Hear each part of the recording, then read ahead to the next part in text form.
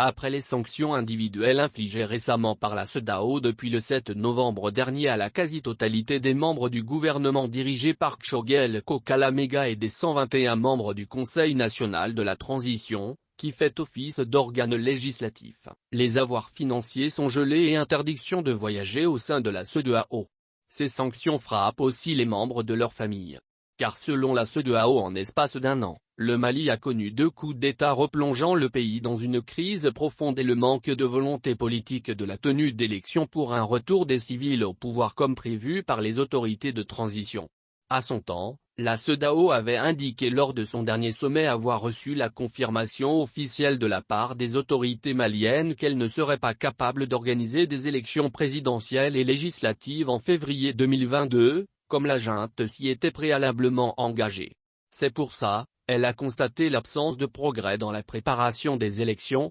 notamment l'absence d'un calendrier détaillé en vue de la tenue de ces élections aux dates convenues, le non-respect de l'échéance qui est constitutif de la remise en cause des fondements essentiels de l'organisation et note que les incertitudes politiques accrues au Mali contribuent à la détérioration de la situation sécuritaire. Aujourd'hui, un compromis est en train d'être trouvé entre le Mali et la CEDEAO, nous rapporte une source proche des chefs d'État ouest-africains. Affirme notre source que la CEDEAO est prête à accorder une prolongation d'1 an aux autorités de la transition malienne mais à condition que l'actuel PM Kshogel Kokala-Maïga soit débarqué par le président Assimi Goïta. À défaut d'accepter l'offre de la CEDEAO comme main tendue aux militaires, elle envisagera d'autres sanctions plus sévères que la première. Il nous reste à savoir si le président Assimi Goïta acceptera-t-il d'abandonner en plein vol son PM Kshogel Maïga au profit de la prolongation de la transition.